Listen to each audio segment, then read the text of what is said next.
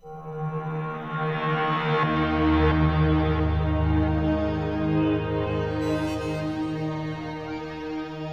संक्रांति पर आप सभी को हार्दिक शुभकामना। मित्रों, आज हम लोग मकर संक्रांति के बारे में जानेंगे तथा यह भी जानेंगे कि यह मकर संक्रांति किन राशि वालों के लिए क्या लेकर आ रहा है। मकर संक्रांति, जिसे अलग अलग जगहों पे अलग अलग नामों से जाना जाता है, तमिलनाडु और केरल में इसे पोंगल कहते हैं, तो पंजाब हरियाणा में इसे लोहड़ी कहा जाता है। यद्यपि पंजाब हरियाणा में एक दिन पहले 13 जनवरी को ही इसे मना लिया जाता है, साथ में महाराष्ट्र में इसे संक्रांति के रूप में, तो बिहार और उत्तर प्रदेश में इसे खिचड़ी के रूप में हम लोग मानते हैं। तो यह संक्रांति यानी सूर्य की राशि परिवर्तन, जब सूर्य देव राशि परिवर्तन करते हैं उसे संक्रांति कहा गया है। और एक संक्रांति से दूसरे संक्रांति के बीच कि वो सौर्य मास कहा जाता है। यूं तो 12 संक्रांतियां होती हैं, लेकिन मुख्यतः मेघ, कर्क, तुला और मकर के संक्रांति की महत्व ज्यादा है। उसमें भी मकर संक्रांति यानी मकर राशि में प्रवेश, सूर्यदेव जब धनु राशि से मकर राशि में प्रवेश करते हैं तो इसे मकर संक्रांति के रूप में हम लोग जानते हैं। यानी सूर्यदेव पिता हैं और मकर जो है वो शनि देव का घर है। तो सूर्य के अपने पिता, अपने पुत्र शनि के घर में आना बड़े ही महत्वपूर्ण है। अब ऐसे सोचिए आप कि कोई पिता जो अपने पुत्र से नाराज है और वह अगर पुत्र के कल्याण के लिए, पुत्र की रक्षा के लिए, पिता वैसे ही पुत्र के लिए समर्पित होता ही है, तो अगर वह अपने पुत्र के पास आता है तो उससे बड़ी खुशी क्या हो सकती है। यह स्थिति यही है कि सूर्यदेव अपने पुत्र मकर के राशि में आते हैं, यानी शनि देव उनके पुत्र हैं, तो शनि देव का मकर राशि है, आते हैं। और इस तरह से एक और कहा जाए कि इसके पहले सूर्यदेव दक्षिणार्ध में रहते हैं। भारत जो है उत्तरी गोलार्ध पर स्थित है और सूर्य दक्षिणी गोलार्ध में उस समय रहते हैं, इसीलिए सूर्य की रोशनियां भारत पर कम पड़ती है, जिससे जाड़ा वगैरह पड़ता है। जैसे ही ये उत्तरी गोलार्ध में प्रवेश करते हैं, सब कुछ बदलने लगता है, दिन बड़े होने लगते हैं, रात्रि छोट होने लगती है और लोगों में एनर्जी इंप्रूव हो जाता है। यह भी कह सकते हैं, ऐसा भी कहा जाता है कि देवताओं के लिए उत्तरार्ध जो है वह दिन है और दक्षिणार्ध क्या है, रात्रि है। यानी उत्तरार्ध में जैसे सूर्य जाते हैं वो देवताओं के लिए पॉजिटिविटी लाता है, तो आम व्यक्ति के लिए पॉजिटिविटी लाता है। इसलिए हिंदू कल्चर के अनुसार लोगों की इच्छा होती है कि हम उत्तरार्ध होने के बाद ही इस प्राण को त्यागें, क्योंकि उत्तरार्ध में आने पर लोग अपने प्राण को जब त्यागते हैं तो उन्हें मोक्ष की प्राप्ति होती है। ऐसी कल्पना किया गया है, ऐसी परिकल्पना ही नहीं है, बल्कि ये कहा जाए कि भीष्म पितामह जी अपने प्राण को तब तक रोके रहे जब तक कि सूर्य उत्तरार्ध नहीं हो गया। तो ये तो मकर संक्रांति की स्थिति है। अच्छा, एक मकर संक्रांति की एक और कहानी भी है कि भगवान सूर्यदेव की 2 पत्नियां थीं, ये हम सभी जानते हैं। एक पत्नी के पुत्र शनि महाराज हुए और दूसरी पत्नी के पुत्र यमराज जी हुए। तो भगवान सूर्य के जो पत्नी थी संज्ञा और शनि देव के जो माता है वो छाया। तो शनि देव को ये लगा कि साहब मेरी मां के साथ सूर्य देव थोड़ा तिरस्कृत कर रहे हैं, और उसके लिए शनिदेव क्रोधित हो गए और उन्हें सूर्यदेव को श्राप दे दिया कुष्ठ रोग का। जिसके बाद सूर्यदेव शनिदेव के घर कुंभ राशि जिसको कहा गया है, वो पहले शनिदेव का घर था, उस घर को तोड़ दिए, बिखेर दिए। फिर यम के प्रयास से सूर्य देव शनि देव अपने पुत्र पर प्रभावित हुए और फिर पुत्र के यहाँ गए, जहाँ शनि देव ने उन्हें तिल से स्वागत किया, क्योंकि तिल ही बचा था उनके घर में और कुछ बचा नहीं था। जहाँ सूर्य देव खुश होकर के उन्हें बने आशीर्वाद दिए कि तुम्हें तुम्हारी राशि में आने पर यदि कोई व्यक्ति मुझे तिल से स्वागत करता है तो उसे धन धान्य से समृद्ध करें। ये भी कथा कहा गया है मकर संक्रांति के अवसर पे। इसीलिए मकर संक्रांति में तिल की प्रधानता दे दी गई। और ये भी है कि मकर संक्रांति यानी 14 जनवरी से लेकर 14 फरवरी के बीच सूर्य देव मकर राशि में ही रहते हैं और इस पीरियड में लोगों को धन धान्य से समृद्ध करते हैं, चूंकि उनकी आशीर्वाद मिली है। पौराणिक कथाओं में बहुत सारी कथाएं हैं, इसमें अलग अलग कथा बताई गई है। इससे कपिल मुनि के द्वारा गंगा को इस धरती पर लाना, ये भी कथा है, जिसलिए गंगा का स्नान करना। इलाहाबाद में 1 साल लोग कल्पवास करते हैं, 1 साल रहते हैं इसमें। तो ये सारी कथाएं हैं। अभी हम लोग जो है ये कहा जाए कि हम लोग यहाँ जो उपस्थित हैं इसमें किस राशि वालों के लिए मकर राशि, मकर संक्रांति, सूर्य का गोचर जो मकर राशि में हो रहा है, यह किस राशि वालों के लिए बेहतरीन होगा और किस राशि वालों के लिए किस राशि वालों के लिए बेहतरीन होगा, यही हम लोग जानेंगे। छप्पर फाड़ कर देने वाली है मकर संक्रांति में सूर्य की गोचर किस राशि वालों के लिए है। इसको जानने के पहले मैं आप लोग से एक आग्रह करूंगा कि यदि आप हमारे वीडियो को लाइक या सब्सक्राइब नहीं किए हैं तो मैं सबसे पहले सब्सक्राइब बटन पर जाकर के इसे सब्सक्राइब कर दें, ताकि मैं आप सभी को ऐसी ही कुछ चीज़ें देता रहूं जो आपके पास पहुंच सके। और दूसरी बात कि मेरे वीडियो को अंत तक देखने के बाद पसंद आवे तो उसे लाइक भी करें।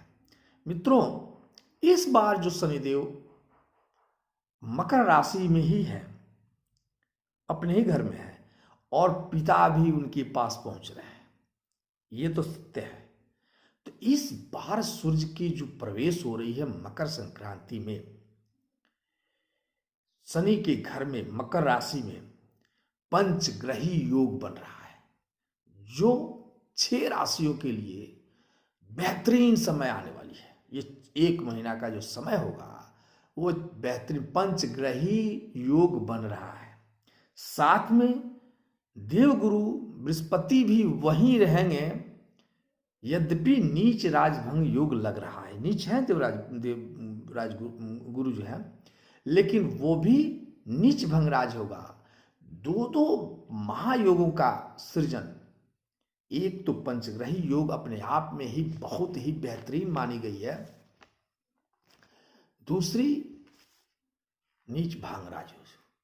तो इसमें सबसे पहला जो ग्रह है मेष राशि वाले, मेष राशि वालों के लिए यह समय बेहतरीन होने वाली है, क्योंकि मेष राशि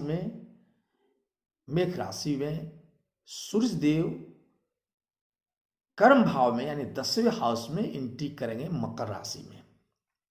10वें हाउस कर्म का क्षेत्र है। तो आप राज्य से संबंधित यदि सरकारी नौकरी करते हैं, नहीं करते हैं, प्रयास करते हैं, तो सफलताएं मिलने की चांसेस बढ़ जाती है। राज्य से लाभ लेंगे, अगर नौकरी करते हैं तो भी लाभ मिलेगा, राज्य के द्वारा आपको लाभ मिलेगा, राज पदाधिकारियों का से प्रसन्नता होगी, आपको पिता से भी सहयोग मिलेगा, कर्म में आपकी एक्टिव हो जाएंगे। अब इस समय आप मेष राशि वाले को एक चीज और मिलने वाली है, वो मेष राशि वालों के लिए सबसे बेहतरीन एक चीज है कि स्वास्थ्य के प्रति सचेत रहेंगे। परेशानियां थोड़ी सी स्वास्थ्य के प्रति हो सकती है, ये चीज दिख रहा है कि कर्म स्थली तो बढ़ेगा, तो काम करने के चलते आपका तेज बढ़ेगा, ऊर्जा आपको मिलेगी, आत्मविश्वास बढ़ेगा, साथ में आपकी थोड़ी सी परेशानियां बढ़ेगी तो स्वास्थ्य में बढ़ेगी। और किसके स्वास्थ्य के लिए? पिता के स्वास्थ्य में, क्योंकि सूर्य का मकर राशि में प्रवेश, शनि देव के साथ बैठना पिता के लिए अच्छा चीज नहीं माना गया। तो पिता के स्वास्थ्य के प्रति आप सचेत हो जाए और अपने स्वास्थ्य के प्रति भी आंख से संबंधित बस याद करें, हार्ट और आंख से संबंधित आप सचेत रहें। दूसरी राशि जो जिनको लाभ मिलने जा रहा है यह वो है मिथुन राशि वाले। मिथुन राशि वालों के लिए यह साल बेहतरीन, यह साल नहीं ये समय यानी 14 जनवरी से 14 फरवरी बेहतरीन समय होने वाला है, क्योंकि इसमें आपके पार्टनर का सहयोग भरपूर मिलेगा, व्यवसाय में वृद्धि होगी आपकी, साथ में आपकी समस्याएं जो उत्पन्न हुए हैं वो दूर हो जाएंगे। पार्टनर यानी पत्नी का भी भरपूर सहयोग मिलेगा, यानी या पुरुष से है तो उनको पति से भरपूर सहयोग मिलेगा, जीवन साथी का सहयोग पर्याप्त मिलेगा और ये वरदान के रूप में होगा। ये समझिए, कोई चीज जो अटकी हुई है वो भी परिपूर्ण हो जाएगी। तो दूसरी राशि जो है मिथुन राशि वालों के लिए बेहतरीन समय है। तीसरा राशि देखें हम, एक और है कि आकर्षक जीवन होगा आपका, जीवन साथी का सहयोग तो मिलेगा और प्रसन्न चित्त रहेंगे आपका। तीसरी राशि कर्क राशि। कर्क राशि वालों के लिए बहुत लाभदायक देने वाला है यह खिचड़ी जिसको कहा जाएगा, मकर संक्रांति। पराक्रम में वृद्धि कराएंगे, शत्रु पर विजय प्राप्त कराएंगे, ज्यादा लाभ मिलने वाली आपकी है। नौकरी पेशा वाले हैं तो आपको आपका प्रमोशन निश्चित होने वाली है, या आपकी जो तनख्वाह वगैरह है वो बढ़ जाएगा। खर्च बढ़ सकता है, खर्च की दिख रहा है कि खर्च बढ़ सकता है, तो खर्च पर आप नियंत्रण करें, सेहत पर ध्यान रखें, क्योंकि मैं फिर कह रहा हूं कि कोई राशि हो लेकिन सूर्य और शनि जब एक साथ होंगे तो स्वास्थ्य के लिए थोड़ी सी दिक्कतें डालते हैं। तो स्वास्थ्य पर ध्यान दें, सेहत पर ध्यान दें। काम की प्रेशर से आपकी बहुत ज़्यादा काम बढ़ जाएंगे, यानी कर्क राशि वालों का काम बढ़ जाएगा, तो काम का प्रेशर बढ़ेगा, इसलिए आप उस पर भी ध्यान दें। अब आए कन्या राशि वाले। कन्या राशि सूर्य के मकर राशि में जाने के बाद यानी 14 जनवरी से 14 फरवरी कन्या राशि वालों के लिए भी बहुत अच्छा है। यह आपको कला के क्षेत्र में, मनोरंजन के क्षेत्र के वालों के लिए बहुत अच्छा है।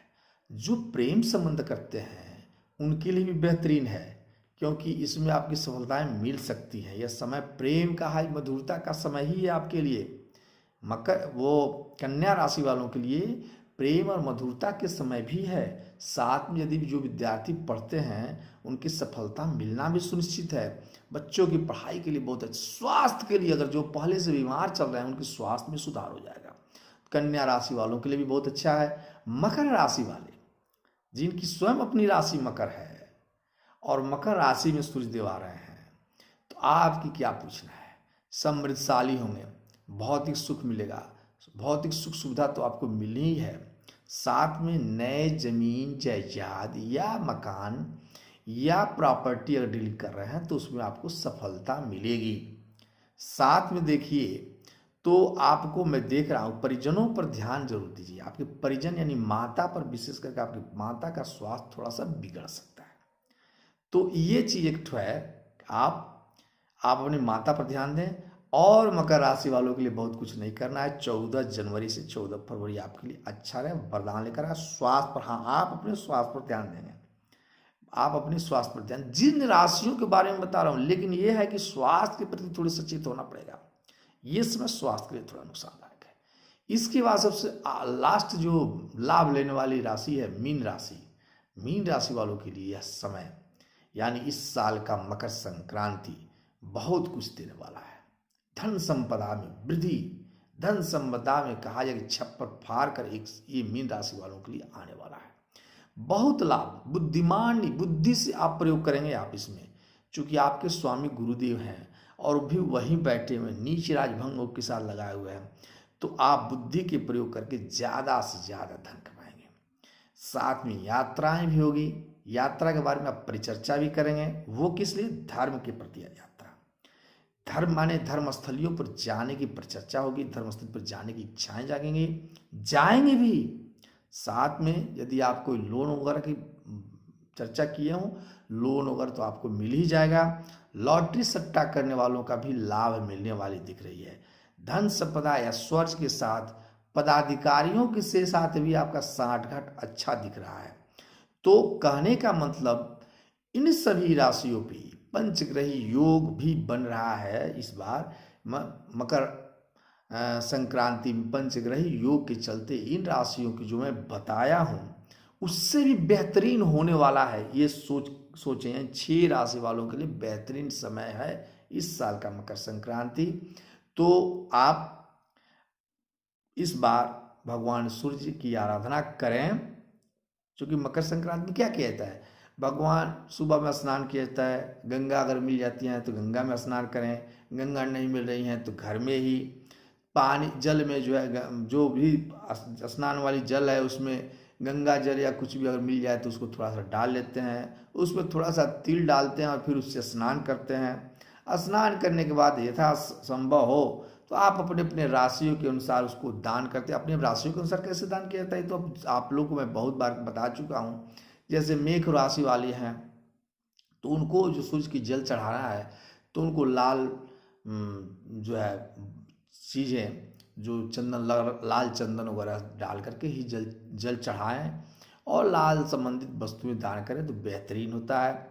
इसी तरह से अलग अलग राशियां हैं, जैसे मेष के बाद से वृक्ष राशि है और तुला राशि वालों के लिए सफ़ेद यानी चावल वगैरह दान करें तो अच्छी चीज़ है। तो इस तरह से अपनी राशि के अनुसार आप दान भी करें, बेहतरीन समय होगा। फिर हम लोग नए वीडियो में मिलेंगे, लेकिन जाते जाते एक बार पुनः मकर संक्रांति आपके लिए और यह मकर संक्रांति आपके परिवार के लिए कल्याणकारी हो। तो हैप्पी मकर संक्रांति तो मैं नहीं कहूँगा, क्योंकि हैप्पी मकर संक्रांति थोड़ा सा एडवांस हो जाएगा, लेकिन मकर संक्रांति के लिए हार्दिक बधाई आप सबको।